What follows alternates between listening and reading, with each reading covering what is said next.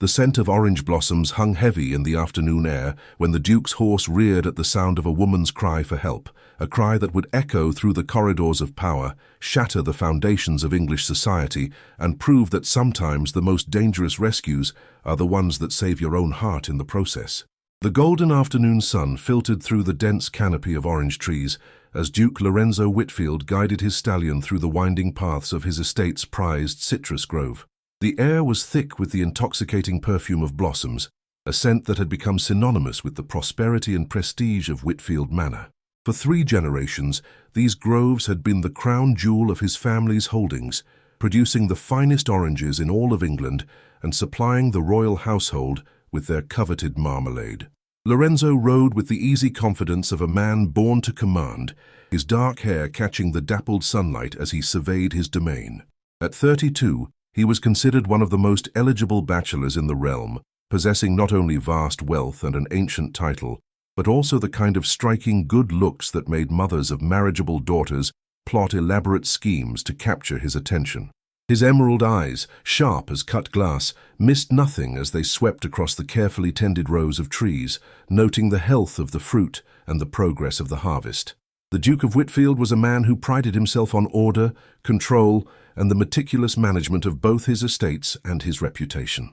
Every aspect of his life was carefully orchestrated, from his political alliances to his social engagements. He had little patience for chaos or unpredictability, preferring the structured world of duty and responsibility that had been his inheritance since birth, which was why the sudden, desperate cry that pierced the afternoon tranquility struck him like a physical blow. "Help! Please, someone help me."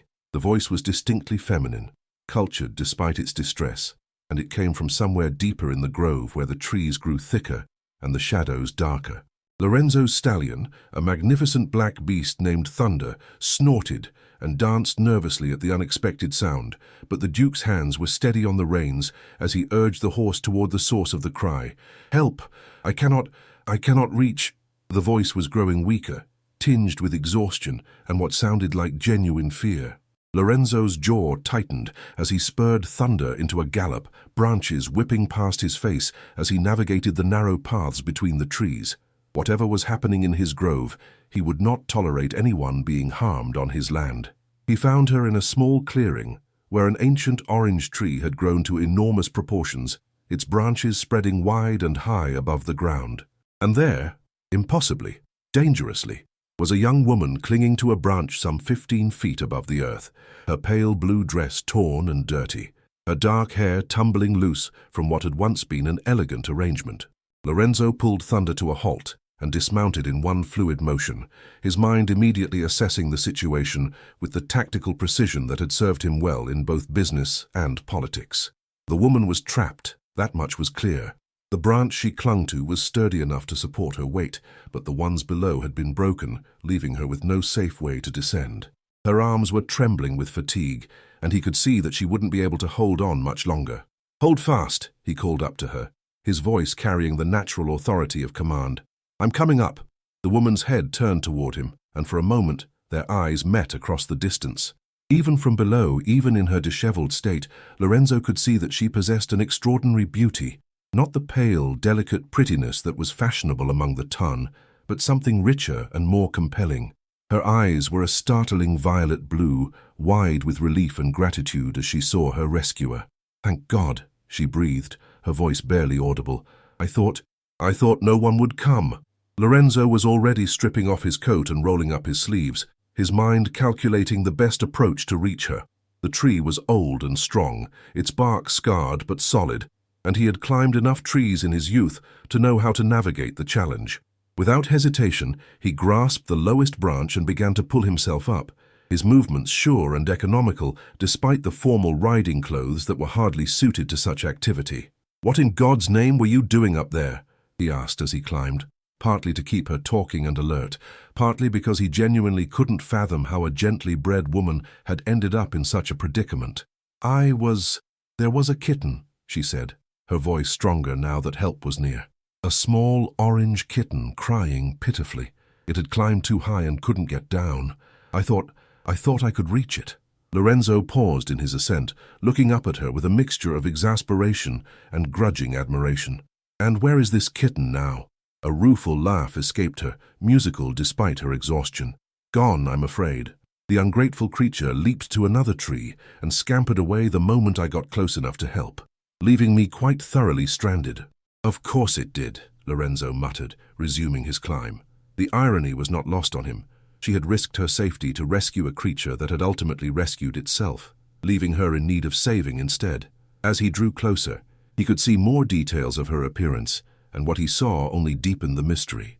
Her dress, though torn and soiled from her ordeal, was of the finest quality, silk and lace that spoke of wealth and status. Her hands, though scratched from the bark, were soft and well cared for, clearly unaccustomed to manual labor. Everything about her suggested gentle breeding and privilege. Yet here she was, alone and unaccompanied in his grove, having risked life and limb for a stray kitten. "I'm going to position myself on this branch here," Lorenzo said when he was level with her, indicating a sturdy limb that ran parallel to hers. "Then I'll help you across to where you can climb down safely. Can you manage that?" She nodded, though he could see the fear in her eyes as she contemplated the transfer. "I think so.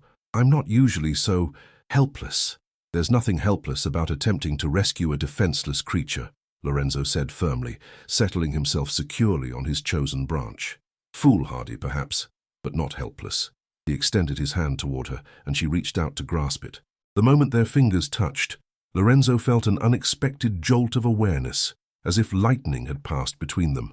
Her hand was small and delicate in his, but her grip was firm, speaking of inner strength despite her current vulnerability. "On my count," he said, forcing himself to focus on the task at hand rather than the disturbing effect of her touch. 1, 2, 3. She released her death grip on her branch and swung across to his, the movement bringing her close enough that he could catch the faint scent of lavender in her hair, could see the flecks of silver in her violet eyes. For a moment they were pressed together on the narrow branch, her body warm and soft against his, and Lorenzo felt his carefully controlled world tilt on its axis. "Steady," he murmured, though he wasn't entirely sure if he was speaking to her or to himself. The descent was easier, with Lorenzo guiding her from branch to branch until they were both safely on the ground. Only then did he allow himself to truly look at her, to take in the full impact of her beauty and the mystery she represented. She was perhaps 24 or 25, with dark hair that gleamed with auburn highlights in the afternoon sun, and skin like porcelain touched with rose. Her figure was elegantly proportioned, neither too tall nor too petite, and she moved with a natural grace that spoke of excellent breeding and deportment. But it was her eyes that truly captured his attention, those remarkable violet blue eyes that seemed to hold depths of intelligence and secrets he couldn't begin to fathom. "I cannot thank you enough," she said, attempting to smooth her disheveled hair and restore some semblance of order to her appearance. "You have been most gallant, sir." "Lorenzo Whitfield," he said, offering a formal bow despite their unconventional introduction. "Duke of Whitfield, and you are—" For just a moment, he saw something flicker in her eyes. Hesitation, perhaps, or calculation. Then she smiled, and the expression was so radiant that it seemed to light up the entire grove. "Isadora," she said simply. "Just Isadora." Lorenzo frowned slightly at the evasion. A woman of her obvious quality would have a surname, a family, connections that would explain her presence on his estate. The fact that she offered only her given name suggested either deliberate concealment or circumstances so unusual that normal social conventions didn't apply. "Well, just Isadora," he said, his tone gently mocking. "Perhaps you would care to explain how you came to be trespassing in my orange grove, risking life and limb for ungrateful felines." She had the grace to look embarrassed.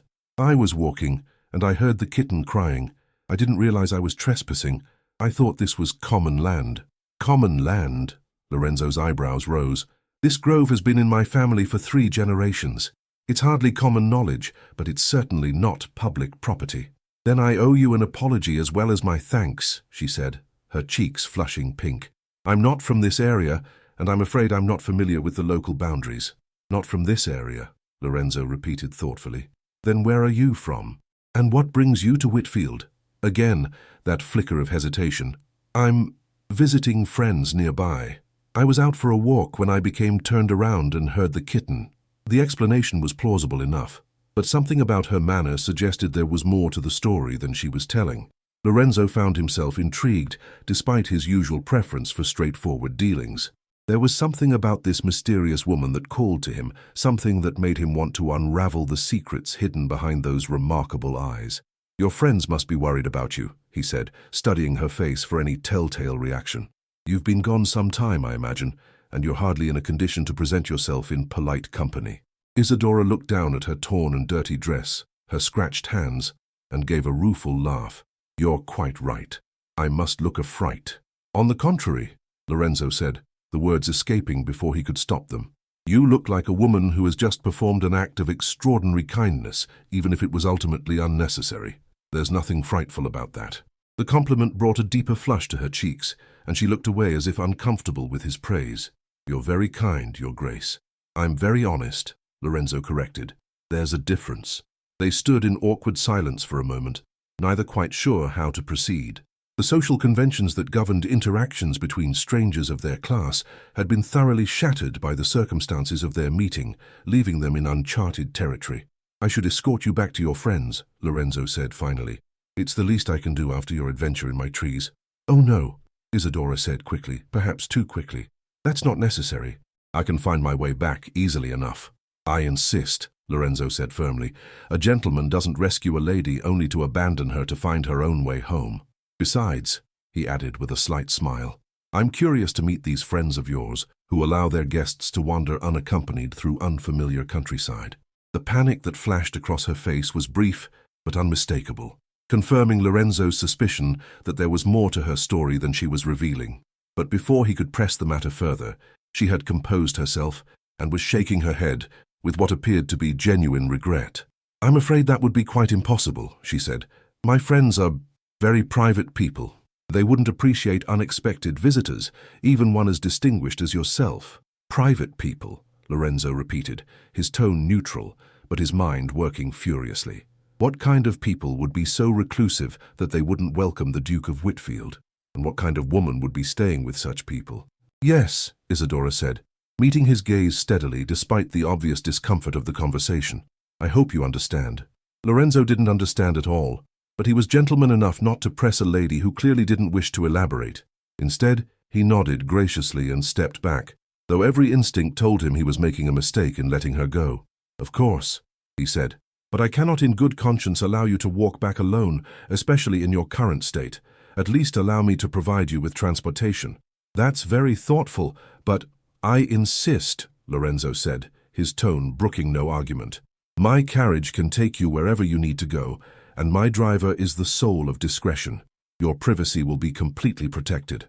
Isadora bit her lower lip, clearly torn between her desire to escape and her recognition that his offer was both generous and practical. Finally, she nodded reluctantly. "Very well," she said, "but only to the village. I can make my own way from there." "The village it is," Lorenzo agreed, though he filed away this additional piece of information. If she was staying with friends in the area, but wanted to be dropped at the village rather than at their door, it suggested either that these friends lived in the village itself, unlikely, given her obvious quality, or that she was being deliberately evasive about her true destination. Lorenzo whistled sharply, and within moments a groom appeared, leading Thunder and looking somewhat surprised to find his master in such disheveled company. "Have the carriage brought round immediately," Lorenzo instructed. "The lady requires transportation to the village." "At once, Your Grace," the groom replied, though his curious glance at Isadora didn't go unnoticed. While they waited for the carriage, Lorenzo found himself studying his mysterious rescue with growing fascination. There was something about her that didn't quite fit. Her obvious breeding and quality, her evasiveness about her circumstances, her presence alone in his grove. She was a puzzle, and Lorenzo had always enjoyed puzzles. "You mentioned you're not from this area," he said conversationally. "Where do you call home?" "Oh, here and there," Isadora replied vaguely. "I've traveled quite extensively." "How fortunate for you," Lorenzo said dryly. "Travel broadens the mind, or so I'm told." "Indeed it does," she agreed, seeming to relax slightly at the neutral topic. "There's so much to see and learn in the world. Sometimes I think people who never leave their birthplace miss out on the richness of human experience." "An interesting philosophy," Lorenzo observed, though some might argue that deep roots provide their own kind of richness. There's something to be said for knowing one's place in the world, for understanding the weight of history and tradition. "True," Isadora acknowledged. But sometimes tradition can become a prison, don't you think? Sometimes the weight of history can crush the spirit rather than nourish it. There was something in her tone, a note of personal experience that made Lorenzo look at her more sharply. But before he could pursue the thought, the carriage arrived, and the moment was lost. "Your chariot awaits," Lorenzo said with a gallant bow, offering his hand to help her into the elegant vehicle. As she settled herself on the plush velvet seats, Isadora looked up at him with an expression that seemed to combine gratitude, regret, and something else he couldn't quite identify. "Thank you," she said simply, "for everything." "It was my pleasure," Lorenzo replied, and was surprised to realize how much he meant it. "I hope we meet again under more conventional circumstances." Something flickered in her eyes at his words. Hope, perhaps, or fear. "Perhaps," she said softly, "though I suspect our paths are unlikely to cross again." "Never say never," Lorenzo said with a smile that had charmed countless ladies at countless social gatherings. "The world is smaller than we think, especially in our circles." Isadora's response was a smile that seemed tinged with sadness, and then the carriage was pulling away, carrying her back toward whatever secrets she was so determined to protect. Lorenzo stood watching until the vehicle disappeared around a bend in the road, his mind churning with questions and possibilities. Who was she? What was she hiding? And why did he feel as though something important had just slipped through his fingers? The mystery deepens. For the next 3 days, Lorenzo found himself unable to concentrate on anything but the mysterious woman he had rescued from his orange grove. He caught himself riding through the citrus trees at the same time each afternoon, hoping against reason that he might encounter her again. He questioned his staff discreetly about any strangers in the area, but learned nothing useful. He even made inquiries in the village, but no one recalled seeing a woman matching Isadora's description. It was as if she had simply vanished, leaving behind only the memory of violet eyes and the lingering scent of lavender. Lorenzo was not accustomed to being thwarted in his desires, and his inability to locate or learn anything about Isadora only intensified his fascination with her. He found himself analyzing every word of their brief conversation, searching for clues he might have missed, trying to piece together the puzzle of her identity and circumstances. His preoccupation did not go unnoticed by his household staff, who had served the Whitfield family long enough to recognize when their master was troubled by something unusual. Mrs. Hartwell, the housekeeper who had been with the family since Lorenzo was a boy, finally worked up the courage to address the matter directly. "Begging your pardon, Your Grace," she said, as she supervised the arrangement of fresh flowers in the morning room. "But you seem rather distracted lately. Is there anything troubling you?" Lorenzo looked up from the correspondence he had been staring at without reading for the past 20 minutes. "Distracted? I'm sure I don't know what you mean, Mrs. Hartwell." The elderly woman's expression suggested she wasn't fooled by his denial, but she was too well trained to press the matter directly. "Of course not, Your Grace. It's just that Cook was wondering if you had any special requests for tonight's dinner. You've barely touched your meals these past few days." Lorenzo realized with some surprise that she was right. Food had held little interest for him lately, his appetite apparently another casualty of his obsession with the mysterious Isadora. "No special requests," he said, attempting to return his attention to his letters. "Whatever Cook prepares will be fine." "Very good, Your Grace," Mrs. Hartwell said, but she lingered in the doorway as if she had something more to say. "Was there something else?" Lorenzo asked, looking up again. "Well, sir, it's just that young Timothy, the groom who helped with your horse the other day, he mentioned you had encountered a lady in some distress in the orange grove. I do hope she was unharmed." Lorenzo set down his correspondence entirely, recognizing that his staff's concern was both genuine and inevitable. In a household as close-knit as his, news traveled quickly, and his rescue of a mysterious woman was exactly the sort of incident that would capture everyone's imagination. "She was unharmed," he said carefully. "A minor mishap, quickly resolved." "I'm so glad to hear it," Mrs. Hartwell said warmly. "Timothy said she was quite beautiful and seemed to be a lady of quality. I do hope she was able to return safely to her friends." "I'm sure she was," Lorenzo replied, though privately he was beginning to doubt that these alleged friends existed at all. After Mrs. Hartwell departed, Lorenzo found himself even less able to concentrate on his duties. The housekeeper's innocent questions had only reinforced his growing conviction that there was something deeply unusual about Isadora's circumstances. A lady of quality didn't simply appear and disappear without leaving some trace of her presence in the community. Someone should have seen her, should have known of her visit, should have been able to provide some information about her identity or whereabouts. The fact that no such information existed suggested either that she was extraordinarily skilled at concealment or that her situation was far more complicated than she had let on.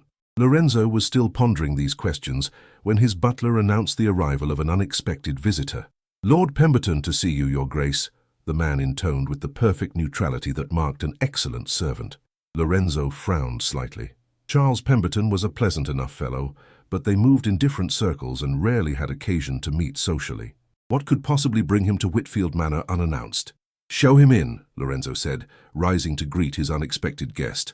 Lord Pemberton entered the morning room with an air of barely contained agitation that immediately put Lorenzo on alert.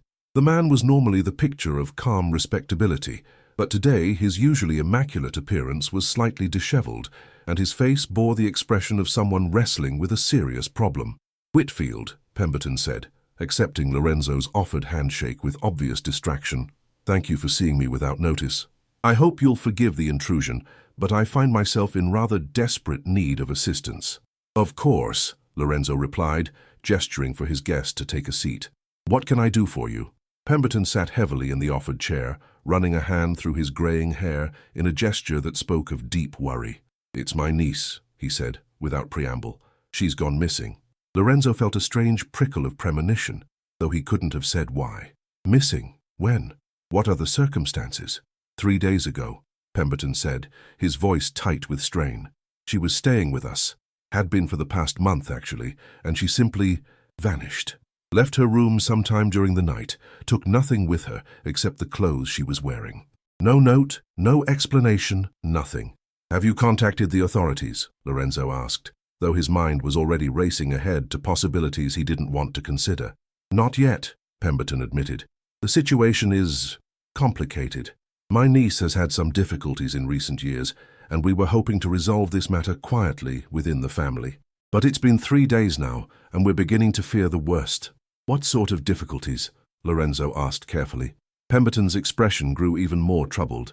"She was involved in a scandal some years ago. Nothing criminal, you understand, but the sort of thing that ruins a young woman's reputation and prospects.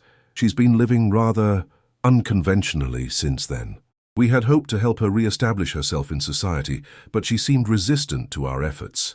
Lorenzo's sense of foreboding was growing stronger by the moment. "What is your niece's name?" "Isadora," Pemberton said heavily. "Isadora Montclair. She's 25 years old, dark hair, violet eyes, quite beautiful despite her circumstances. We've searched everywhere we can think of, questioned everyone in the household, but it's as if she simply disappeared into thin air." Lorenzo felt the world shift around him as the pieces of the puzzle suddenly clicked into place. The mysterious woman in his orange grove, the evasiveness about her identity and circumstances, the reluctance to reveal where she was staying, it all made perfect sense now. "Lord Pemberton," he said carefully, "when you say your niece has been living unconventionally, what exactly do you mean?" Pemberton's face flushed with embarrassment and what might have been shame. "She's been... well, there's no delicate way to put this. She's been living under the protection of various gentlemen. Not married, you understand, but arrangements of a more temporary nature." The words hit Lorenzo like a physical blow. Isadora, his mysterious, beautiful Isadora, was a courtesan, a woman who sold her companionship to wealthy men, who lived outside the bounds of respectable society, who had no doubt perfected the art of deception and concealment that had so puzzled him. "I see," he managed, his voice carefully neutral, despite the turmoil in his mind. "We had hoped to change all that," Pemberton continued, apparently unaware of the effect his revelation was having on his host.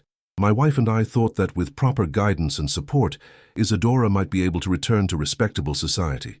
She's from a good family, after all. Our family. Her father was my younger brother, a good man who died too young and left her without proper protection. But she's proven to be stubborn about accepting our help." Lorenzo forced himself to focus on the conversation at hand, though his thoughts were in chaos. "You said she left 3 nights ago. Have you any idea where she might have gone?" "None whatsoever," Pemberton said miserably. "She has no friends in the area that we know of, no connections that might provide shelter. We're beginning to fear that she's returned to her former life, perhaps gone back to London or one of the other cities where she's worked before." "What makes you think she hasn't simply left the area entirely?" Lorenzo asked. "Her belongings," Pemberton replied. She left everything behind: clothes, jewelry, personal items, everything except what she was wearing when she disappeared. It suggests either that she left in great haste or that she intended to return. Lorenzo's mind was working furiously, trying to reconcile the woman he had met with the picture Pemberton was painting. The Isadora he had rescued had been cultured, intelligent, compassionate, risking her safety to help a trapped kitten. Could such a woman really be the hardened courtesan her uncle described? "Lord Pemberton," he said slowly, "I may be able to help you." Pemberton's head snapped up, hope flaring in his eyes. "You've seen her? You know where she is?" "I encountered a woman 3 days ago who matches your description," Lorenzo said carefully. "She gave her name only as Isadora, and she was evasive about her circumstances. At the time, I assumed she was simply being appropriately cautious with a stranger." "Where?" Pemberton demanded, leaning forward eagerly. "Where did you see her?" "On my estate," Lorenzo replied. "She was in some difficulty, and I provided assistance. Afterward, I had her taken to the village, at her request." "The village," Pemberton repeated, his expression growing thoughtful. "She must be hiding somewhere nearby then. But where? We've made inquiries, and no one admits to having seen her." Lorenzo could have pointed out that a woman with Isadora's apparent experience in concealment would be unlikely to make herself visible to casual observers, but he kept the thought to himself. Instead, he found himself making an offer that surprised him even as he spoke the words. "I'll help you find her," he said. Pemberton's relief was palpable. "You will? Oh, thank God. I was at my wit's end, and my wife is beside herself with worry. Despite everything, Isadora is family, and we care deeply about her welfare." "I understand," Lorenzo said, though he wasn't entirely sure he did. His own motivations for wanting to find Isadora were far more complex than simple family concern, and he wasn't ready to examine them too closely. "Where shall we begin?" Pemberton asked eagerly. "Leave that to me," Lorenzo replied. "I have resources at my disposal that might prove useful. Give me a day or two and I'll see what I can discover." After Pemberton departed, full of gratitude and renewed hope, Lorenzo sat alone in his morning room, trying to process the shocking revelation about Isadora's identity. A courtesan, a woman who lived by her beauty and charm, who had no doubt perfected the art of making men believe they were special, unique, worthy of her attention. Had her apparent attraction to him been genuine, or simply professional instinct? Had her gratitude for his rescue been real, or merely another performance in a life built on deception? The questions tormented him, but beneath the doubt and disappointment, Lorenzo was forced to acknowledge a disturbing truth. Even knowing what she was, he still wanted to find her. The memory of her violet eyes, her musical laugh, her compassionate concern for a trapped kitten, these things seemed too genuine to be mere artifice. Perhaps there was more to Isadora Montclair than her reputation suggested. Perhaps the woman he had met in the orange grove was the real Isadora, and the courtesan was simply a role she had been forced to play by circumstances beyond her control. There was only one way to find out, and that was to locate her and learn the truth for himself. Lorenzo rose from his chair with new determination. He would find Isadora Montclair, and when he did, he would discover which version of her was real: the mysterious woman who had captured his imagination, or the fallen woman who had scandalized her family. Either way, he had to know. The search. Lorenzo's search for Isadora began at dawn the next morning. He had spent a sleepless night planning his approach, considering every possible hiding place within a reasonable distance of his estate. If she was indeed in the area, as her uncle believed, then she would need shelter, food, and most importantly, anonymity. His first stop was the village inn, a respectable establishment that catered to travelers and local residents alike. The innkeeper, a jovial man named Hartwell, who had known Lorenzo since childhood, was more than willing to help. "A young lady matching that description, Your Grace?" Hartwell scratched his balding head thoughtfully. "Can't say as I've seen anyone like that. Of course, we've had a few travelers through in recent days, but no one staying more than a night or two." "What about someone who might not have registered officially?" Lorenzo pressed. "Perhaps someone seeking discretion?" Hartwell's expression grew knowing. "Ah, well, that's a different matter entirely, isn't it? There's always folks who prefer to keep their business private." "But I run a respectable establishment, Your Grace. I don't ask too many questions, but I don't harbor anyone who might bring trouble to my door either." Lorenzo appreciated the man's discretion, but it left him no closer to finding Isadora. He tried several other establishments in the village, a boarding house, a small tavern, even the local church, but no one admitted to having seen a woman matching her description. It was while he was questioning the village blacksmith that Lorenzo had his first breakthrough. The man, a burly fellow with arms like tree trunks and a face blackened by years of working with forge and flame, listened carefully to Lorenzo's description before nodding slowly. "Might be I seen someone like that," he said cautiously. 3 days passed, maybe 4. Woman in a blue dress looked like quality but seemed to be in some distress. She was asking about work. "Work?" Lorenzo repeated, surprised. "What kind of work?" "Any kind, from what I could tell," the blacksmith replied. "Said she was willing to do anything honest to earn her keep. I told her I had no need for help, but I suggested she try the widow Morrison's place. The old woman's been struggling since her husband passed, and she might have use for an extra pair of hands." Lorenzo felt his pulse quicken. The widow Morrison lived in a small cottage on the outskirts of the village, a place isolated enough to provide the privacy Isadora would need, yet respectable enough to offer legitimate employment. "Thank you," Lorenzo said, pressing a generous coin into the blacksmith's palm. "You've been most helpful." The ride to the Morrison cottage took him through countryside he knew well, rolling hills dotted with sheep and bordered by ancient stone walls. As he approached the modest dwelling, Lorenzo could see smoke rising from the chimney and laundry hanging on a line behind the house, signs of recent habitation that gave him hope.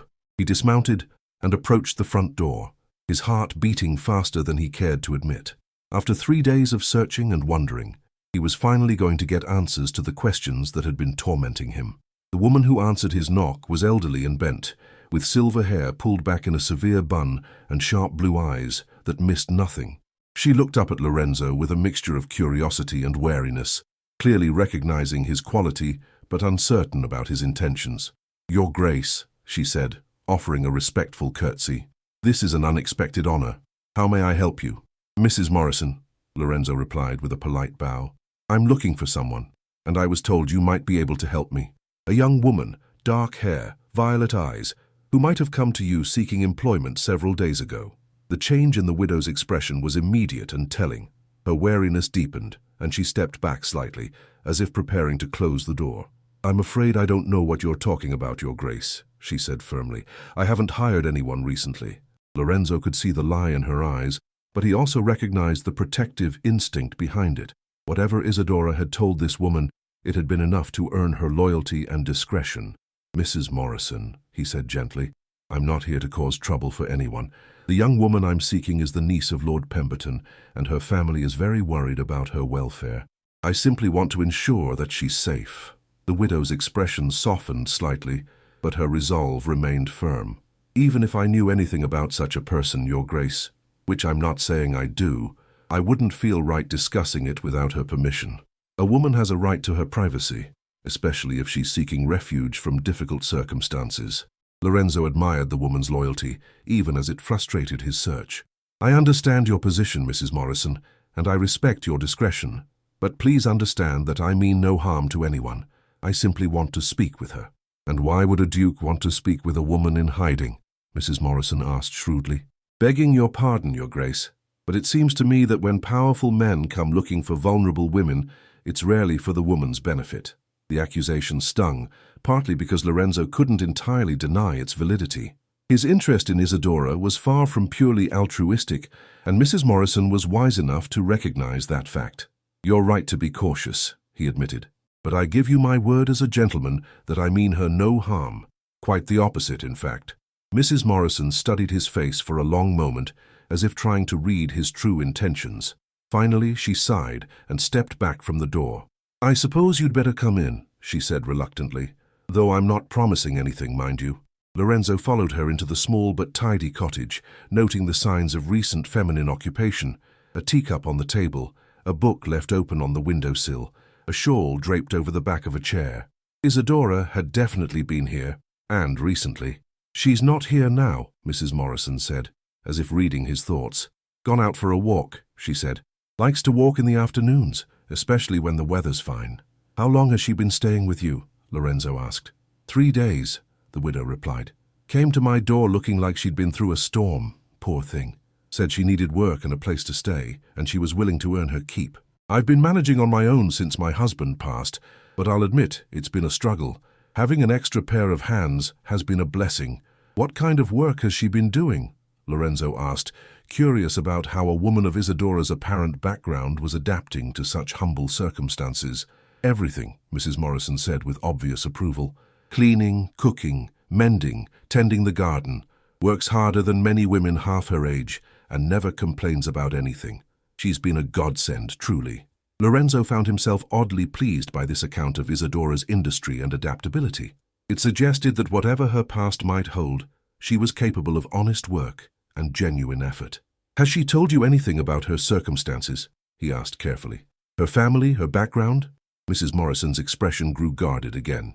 She's told me what she chose to tell me, and I haven't pressed for more. A woman running from trouble has her reasons, and it's not my place to judge. Running from trouble, Lorenzo repeated thoughtfully. Is that how she described her situation? Not in so many words, the widow admitted, but it's clear enough to anyone with eyes to see. She jumps at unexpected sounds, watches the road like she's expecting someone to come looking for her, and she's got the look of someone who's seen more of the world than a young lady should. Lorenzo felt a pang of sympathy for the woman he was seeking. Whatever had driven Isadora to her current circumstances, it was clear that she was genuinely frightened and in need of sanctuary.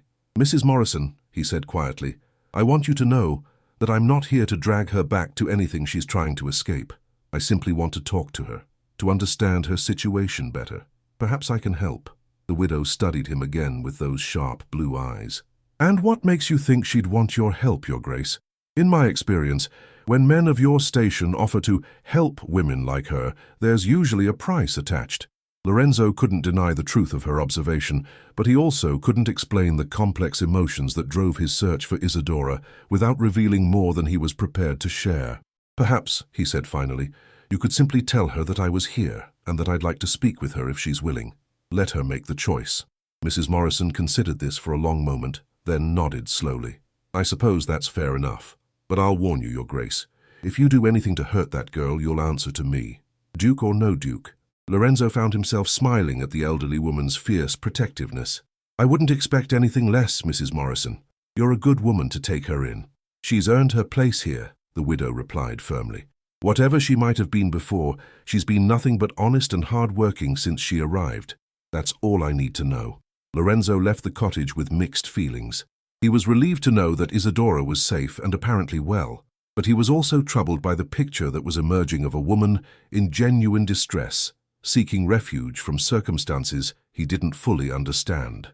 As he rode back toward his estate, Lorenzo found himself wondering what had driven Isadora to such desperate measures. According to her uncle, she had been living under the protection of various gentlemen, a euphemistic way of describing a courtesan's life. But the woman Mrs. Morrison described seemed far removed from the calculating seductress such a life would require. Perhaps the truth lay somewhere between the two extremes. Perhaps Isadora was neither the innocent victim nor the hardened courtesan, but something more complex, a woman who had made difficult choices in difficult circumstances and who was now trying to forge a different path for herself. The thought intrigued him almost as much as it concerned him. If Isadora was indeed trying to escape her past and build a new life, then his appearance might represent a threat to everything she was working toward. But if she was simply hiding from her family's well-meaning but unwanted interference, then perhaps he could offer her alternatives she hadn't considered. Either way, he was determined to speak with her and learn the truth for himself. The mystery of Isadora Montclair had consumed his thoughts for days, and he wouldn't rest until he understood who she really was and what she truly needed. The question was whether she would be willing to trust him enough to find out. The confrontation. Lorenzo returned to the Morrison cottage the following afternoon, timing his visit for when Mrs. Morrison had mentioned Isadora typically took her walks. He positioned himself along the most likely path, a winding lane that led from the cottage toward a small wood where wildflowers grew in abundance. He didn't have long to wait. Just as the church bells in the village were chiming 3 o'clock, he saw a familiar figure emerge from the trees, a small bouquet of wildflowers in her hands. Even at a distance, there was no mistaking Isadora's graceful carriage or the way the afternoon sunlight caught the auburn highlights in her dark hair. She was dressed simply in a plain brown dress that had clearly seen better days, her hair pulled back in a practical style that was a far cry from the elaborate arrangements favored by ladies of fashion. But even in such humble attire, she possessed an elegance that no amount of fine clothing could create or common dress could diminish. Lorenzo urged his horse forward, and the sound of hoofbeats on the packed earth of the lane caused Isidora to look up. The moment she saw him, her face went pale, and the wildflowers scattered from her suddenly nerveless fingers. "Your Grace," she said, her voice barely above a whisper. "Miss Montclair," Lorenzo replied, dismounting and offering her a formal bow. "Or do you prefer to be addressed differently now?" The use of her surname caused her to flinch visibly, confirming what he had already suspected, that she had hoped her true identity would remain hidden. "How did you—" she began, then stopped herself, her shoulders sagging in defeat. "My uncle found you, didn't he? Lord Pemberton came to me seeking help in locating his missing niece," Lorenzo confirmed. "He's very worried about you." Isidora's laugh was bitter and entirely without humor. "Worried about the family reputation, more likely. Having a scandalous niece disappear without explanation is hardly the sort of thing that enhances one's social standing." "That's unfair," Lorenzo said gently. "Whatever his other concerns might be, Lord Pemberton's worry for your welfare seemed genuine." "Perhaps," Isidora conceded, though her tone suggested she remained skeptical. "But that doesn't change the fact that I have no intention of returning to his house or accepting his version of help." Lorenzo studied her face, noting the defensive set of her jaw and the way her hands clenched at her sides. This was a woman who had been backed into a corner too many times, who had learned to expect the worst from those who claimed to want to help her. "What is it you're afraid of?" he asked quietly. The question seemed to catch her off guard, and for a moment her carefully maintained composure slipped, revealing a vulnerability that made Lorenzo's chest tighten with unexpected emotion. "I'm afraid of being trapped," she said finally. "I'm afraid of being forced back into a life I never chose, of having my future decided by people who think they know what's best for me without ever bothering to ask what I want for myself." "And what do you want for yourself?" Lorenzo asked. Isidora looked at him with surprise, as if the question was one she rarely heard. "I want to be free," she said simply. "I want to make my own choices, earn my own living, and answer to no one but myself. Is that so much to ask?" "Not at all," Lorenzo replied. "But is working as a servant for Mrs. Morrison really the kind of freedom you're seeking?" Isidora's chin lifted defiantly. "It's honest work, and I'm good at it. Mrs. Morrison treats me with respect and kindness, and she doesn't judge me for my past. That's more than I can say for most people, including your family, especially my family," Isidora said bitterly. "They want to reform me, to turn me into their idea of what a proper lady should be. They want to erase the last 5 years of my life and pretend they never happened. But those years made me who I am, for better or worse, and I won't apologize for surviving the best way I knew how." Lorenzo felt a surge of admiration for her fierce independence, even as he recognized the pain behind her defiant words. "What happened 5 years ago?" he asked gently. "What started you on this path?" Isidora's expression grew shuttered, and for a moment Lorenzo thought she wouldn't answer. Then, as if the words were being torn from her against her will, she began to speak. "I was 20 years old and engaged to be married to a man my father chose for me," she said, her voice flat and emotionless. "Lord Ashford. He was wealthy, titled, and completely suitable in every way that mattered to my family. The fact that he was also cruel, controlling, and had a reputation for mistreating his servants was apparently irrelevant." Lorenzo felt his jaw clench at the casual way she described what must have been a terrifying prospect for a young woman. "I tried to tell my father about Ashford's true nature," Isidora continued, "but he dismissed my concerns as pre-wedding nerves. The marriage contract had been signed, the settlements agreed upon, and my feelings on the matter were considered unimportant." "So you ran away," Lorenzo guessed. "I tried to," Isidora said with a rueful smile. "But a 20-year-old woman with no money, no connections, and no experience of the world doesn't get very far on her own. I was found within a week and brought back in disgrace." "What happened then?" "Ashford broke the engagement," Isidora said simply. "He said he couldn't marry a woman who had proven herself to be so lacking in moral character. My father was furious, not at Ashford, but at me for bringing shame on the family name." Lorenzo could feel his anger building as the picture became clearer. "And then?" "Then I was sent away to live with distant relatives who were supposed to keep me out of sight until the scandal died down," Isidora said. "But the relatives in question had their own ideas about how to handle a fallen woman. They made it clear that I was a burden they resented, and that my continued presence in their home depended on my absolute obedience and gratitude." "How long did you stay with them?" 2 years, Isadora replied. 2 years of being treated like a shameful secret, of being reminded daily that I was a disappointment and a disgrace. When I finally left, it was because I couldn't bear another moment of their charity. And that's when you... Lorenzo trailed off, unsure how to phrase the delicate question. When I became a courtesan? Isadora finished bluntly. Yes, I had no money, no references, and no respectable options. A woman in my position has very few choices, Your Grace. I could become a governess or companion to some family, willing to overlook my tainted reputation, working for a pittance and living in constant fear of discovery. I could try to find work in a shop or factory, assuming anyone would hire me. Or I could use the one asset I possessed, my appearance, to secure a comfortable life for myself. Lorenzo found himself struggling with conflicting emotions. Part of him was appalled by the choices she had been forced to make, while another part admired her pragmatic approach to an impossible situation. You speak of it so matter-of-factly, he observed.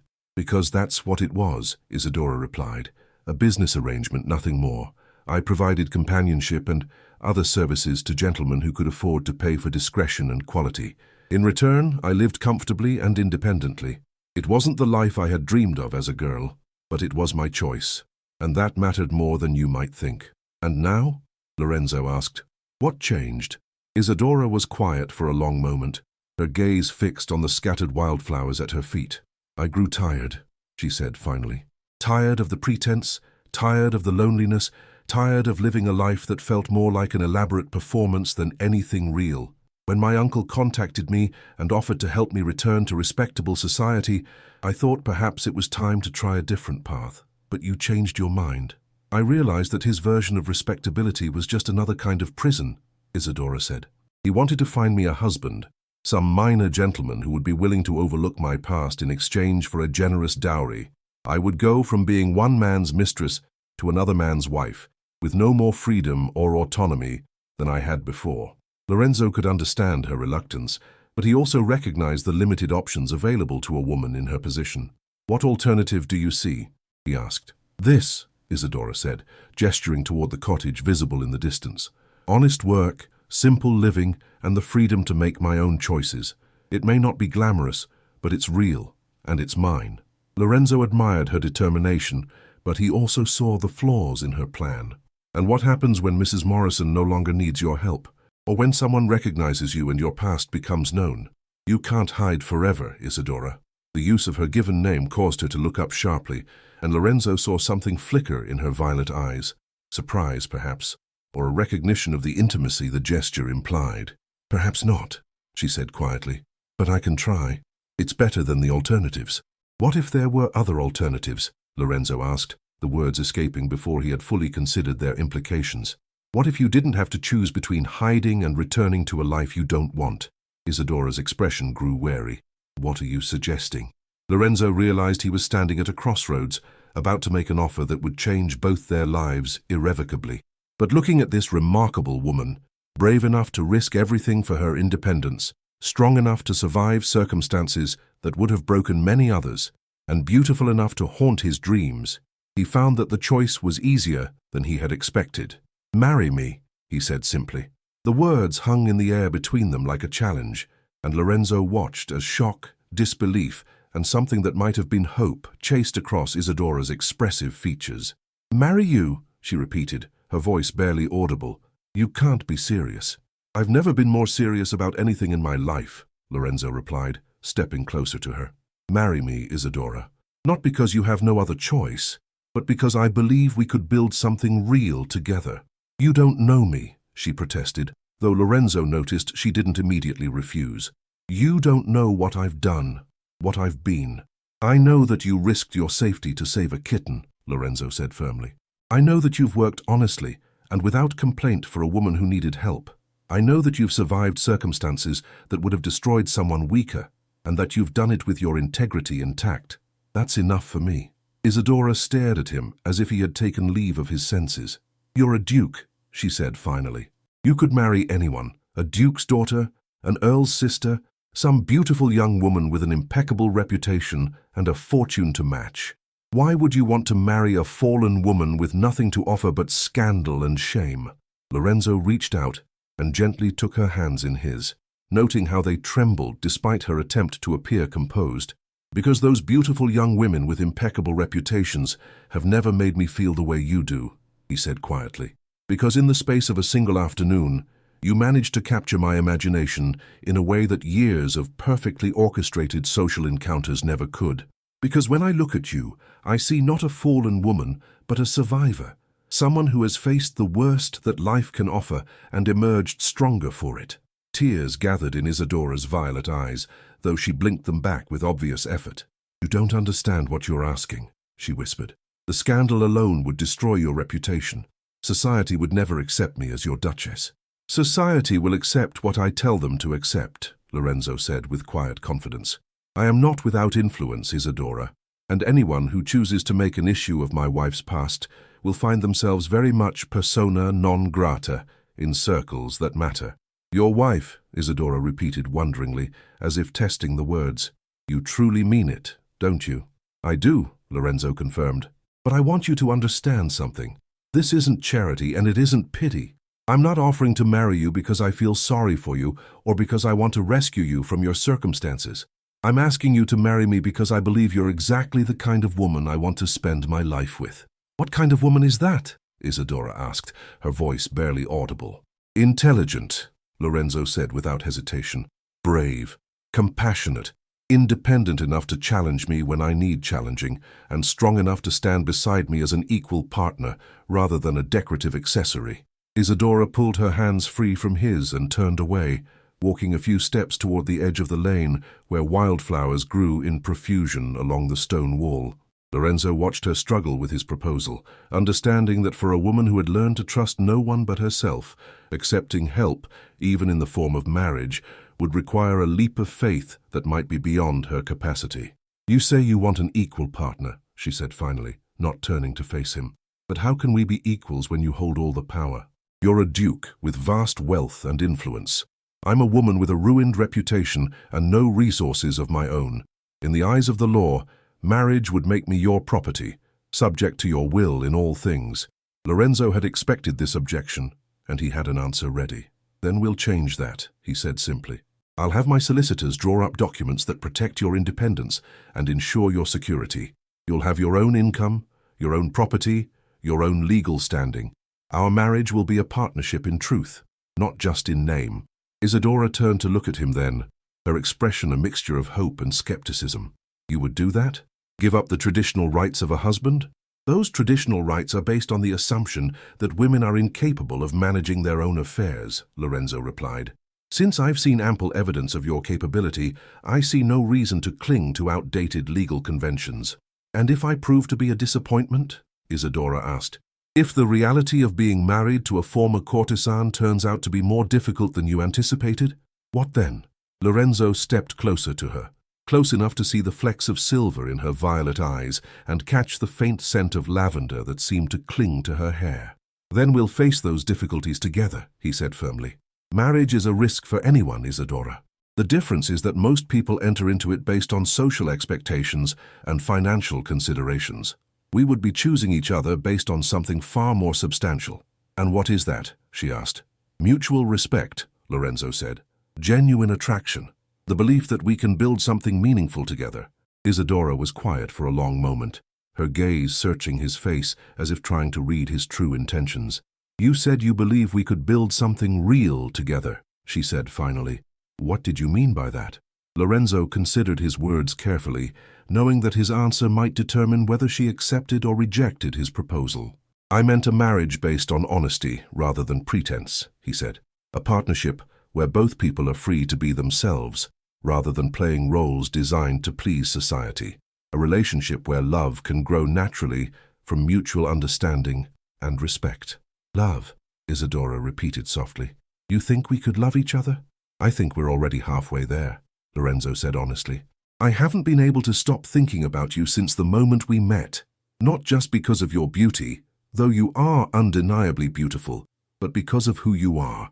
Your strength, your intelligence, your capacity for kindness, even in the face of hardship." "And you think I feel the same way about you?" Isadora asked. "I hope you do," Lorenzo admitted. "But even if you don't yet, I believe those feelings could develop given time and opportunity. The question is whether you're willing to take that chance. Isadora walked back to where the wildflowers lay scattered on the ground and began gathering them up, her movements slow and deliberate as she considered his words.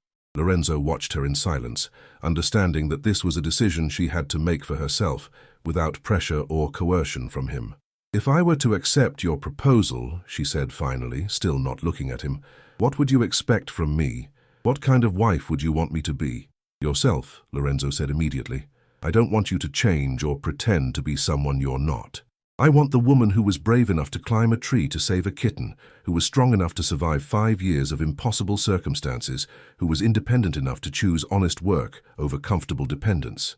Even knowing what I've been, what I've done, especially knowing that," Lorenzo said firmly. "Your past has made you who you are, Isadora. I wouldn't want to erase it, even if I could." Isadora finally looked up at him, and Lorenzo saw that tears were flowing freely down her cheeks now, though she made no attempt to hide them. "Why?" she whispered. "Why are you willing to risk so much for someone like me?" Lorenzo closed the distance between them and gently cupped her face in his hands, his thumbs brushing away her tears. "Because someone like you is exactly what I've been looking for my entire life," he said softly. "I just didn't know it until I found you." For a moment, they stood frozen in that tableau, the afternoon sun warming their faces and the scent of wildflowers heavy in the air around them. Then, slowly, Isadora reached up and covered his hands with her own. "If I say yes," she said quietly, "there's no going back, for either of us. Are you certain this is what you want?" "I've never been more certain of anything," Lorenzo replied without hesitation. Isadora took a deep breath, as if gathering courage for a leap into the unknown. "Then yes," she said, her voice growing stronger with each word. "Yes, I'll marry you, Lorenzo Whitfield. Not because I have no other choice, but because I believe you when you say we could build something real together." Lorenzo felt a surge of triumph and relief, so powerful it nearly brought him to his knees. Without thinking, he pulled Isadora into his arms and kissed her, pouring all of his hope and determination into the contact. She stiffened for just a moment, as if surprised by his boldness, then melted against him, her arms coming up to circle his neck. The kiss was everything Lorenzo had imagined and more, sweet and passionate and full of promise for the future they would build together. When they finally broke apart, both were breathing heavily, and Isadora's cheeks were flushed with something other than tears. "Well," she said with a shaky laugh, "I suppose that settles it." "Indeed it does," Lorenzo agreed, though he made no move to release her from his embrace. "We'll need to make arrangements quickly. I want to marry you as soon as possible." "Why the rush?" Isadora asked, though she didn't seem displeased by his eagerness. "Because I don't want to give you time to change your mind," Lorenzo said honestly. "And because the sooner we're married, the sooner we can begin our life together." "What about my uncle? He'll need to be told." "I'll speak with Lord Pemberton myself," Lorenzo assured her. "I suspect he'll be relieved to know you're safe and settled, even if our marriage isn't quite what he had in mind for your future. And Mrs. Morrison, I can't simply disappear without explanation. She's been too kind to me." "We'll visit her together," Lorenzo said. "I want to thank her properly for taking care of you when you needed help." Isadora smiled at that, the expression transforming her face and making Lorenzo's heart skip a beat. "She'll like that," she said. "She was quite protective of me when you came looking." "As she should have been," Lorenzo replied. "It speaks well of her character and of yours that she was willing to shelter you without asking questions." They walked back toward the cottage together, Lorenzo leading his horse while Isadora carried her rescued wildflowers. The afternoon sun was beginning to sink toward the horizon, painting the sky in shades of gold and rose that seemed to promise good fortune for their future.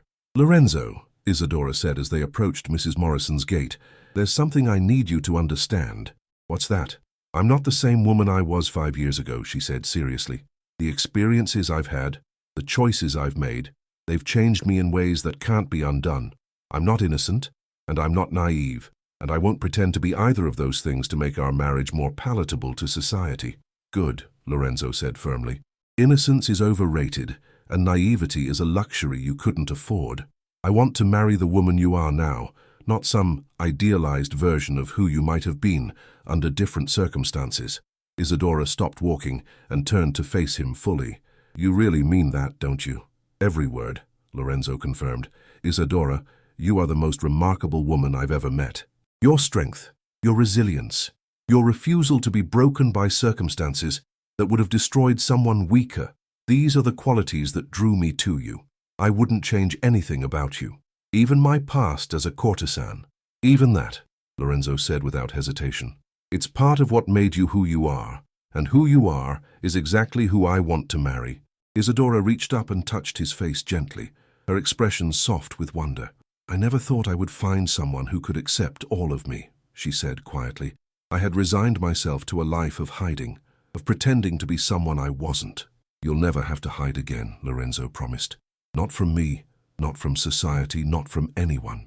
We'll face whatever challenges come our way together, as equals and as partners. Together, Isadora repeated, as if testing the word. I like the sound of that. So do I, Lorenzo said, leaning down to kiss her again, this time slowly and tenderly, sealing the promise they had made to each other. As they stood there in the golden afternoon light, surrounded by the peace of the countryside and the promise of their shared future, Lorenzo felt a sense of completion he had never experienced before. He had set out to rescue a woman from a tree, and instead, she had rescued him from a life of empty privilege and meaningless social obligations. Their love story had begun with danger and mystery, but it would continue with honesty, respect, and the kind of deep partnership that could weather any storm. And as the sun set over the English countryside, painting the sky in brilliant shades of hope and possibility, Lorenzo knew that he had found not just a wife, but his perfect match, a woman strong enough to stand beside him, brave enough to challenge him, and loving enough to build a future that would be everything they had both dreamed of and more. 1 year later, the orange grove at Whitfield Manor was in full bloom, the air heavy with the intoxicating scent of blossoms that had become synonymous with the love story of the Duke and Duchess of Whitfield. Lorenzo stood beneath the very tree where he had first rescued Isadora, watching as his wife directed the placement of tables and chairs for the garden party they were hosting to celebrate their first wedding anniversary. "A little more to the left," Isadora called to the footman arranging the furniture. "We want to make sure our guests can enjoy the view of the lake while they dine." Lorenzo smiled as he watched her take charge of the arrangements with the same competence and grace she brought to everything she did. In the year since their marriage, Isadora had transformed from a woman in hiding to a duchess who commanded respect and admiration from all who knew her. She had thrown herself into her new role with characteristic determination, learning the intricacies of estate management, taking an active interest in the welfare of their tenants, and establishing herself as a force for positive change in their community. The scandal that many had predicted would follow their marriage had largely failed to materialize. Lorenzo's influence and Isadora's own charm had won over most of society, and those few who continued to whisper about the Duchess's past found themselves increasingly isolated. It helped that Isadora had never attempted to hide or apologize for her history, facing down gossip with such dignity and composure that even her harshest critics had eventually been forced to acknowledge her worth. "Your Grace looks very pleased with himself," came a familiar voice from behind him. Lorenzo turned to find Mrs. Morrison approaching, dressed in her finest gown and beaming with obvious pride. The elderly widow had become a frequent visitor to Whitfield Manor, having developed a deep affection for both Lorenzo and Isadora that was warmly reciprocated. "I have every reason to be pleased," Lorenzo replied, offering the older woman his arm. "My wife has outdone herself with today's arrangements." "She has indeed," Mrs. Morrison agreed, her eyes twinkling with amusement. "Though I suspect your pleasure has less to do with the party arrangements and more to do with the other news you received this morning." Lorenzo's smile widened. "Mrs. Morrison was referring to the letter that had arrived that morning from Isadora's physician, confirming what they had both hoped and suspected for several weeks.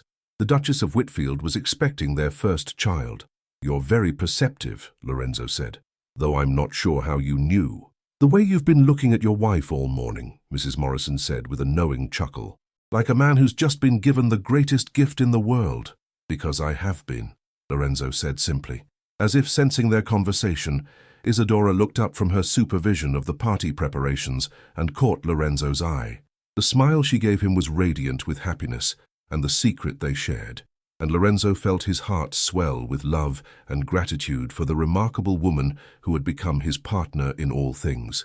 "She's been good for you," Mrs. Morrison observed, following his gaze, "and you've been good for her. It's a rare thing to see two people who truly complement each other the way you two do." "We're very fortunate," Lorenzo agreed, though I prefer to think of it as fate rather than fortune. We were meant to find each other. Perhaps you were, Mrs. Morrison said thoughtfully, though it's what you've done with that finding that truly matters. Love is just the beginning, Your Grace. It's the daily choice to honor and cherish each other that makes a marriage truly successful. Lorenzo nodded, understanding the wisdom in her words. The past year had not been without its challenges, adjusting to married life, dealing with the occasional social snub, learning to merge two very different backgrounds and experiences into a harmonious whole.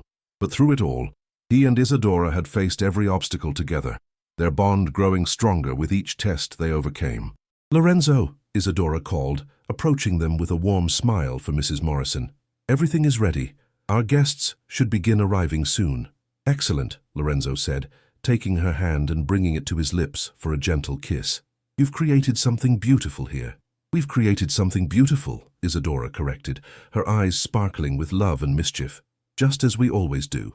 As the first carriages began to arrive, bringing friends and neighbors to celebrate their anniversary, Lorenzo reflected on the journey that had brought them to this moment. What had begun as a simple rescue in an orange grove had blossomed into the kind of love story that poets wrote about, not because it was perfect or without challenges, but because it was real, honest, and built on a foundation of mutual respect and genuine partnership. The guests who gathered that afternoon to toast the Duke and Duchess of Whitfield saw a couple who embodied the very best of what marriage could be. Two people who had found in each other not just love, but completion. They saw a woman who had risen above her circumstances to become a beloved member of their community, and a man who had found in love the purpose and meaning that had been missing from his privileged but empty existence. As the sun began to set over the orange grove, painting the sky in brilliant shades of gold and rose, Lorenzo raised his glass to toast his wife and the life they had built together. "To Isadora," he said, his voice carrying clearly across the gathered crowd, "who taught me that the most beautiful love stories begin not with grand gestures or perfect circumstances, but with two people who see each other truly and choose to love what they find. Thank you for seeing me, for choosing me, and for building this beautiful life with me." The toast was met with enthusiastic applause, but Lorenzo only had eyes for Isadora, who was looking at him with tears of happiness shining in her violet eyes. "And to Lorenzo," she replied, raising her own glass, "who rescued me from more than just a tree. Thank you for showing me that love doesn't require perfection, only honesty, courage, and the willingness to take a chance on something real." As their guests cheered and the evening stars began to appear in the darkening sky, Lorenzo and Isadora stood hand in hand beneath the orange tree where their story had begun, surrounded by the love and support of their community, and secure in the knowledge that their greatest adventures still lay ahead. Their love story had proven that sometimes the most unexpected encounters lead to the most extraordinary destinies, and that true love has the power to transform not just two hearts, but an entire world.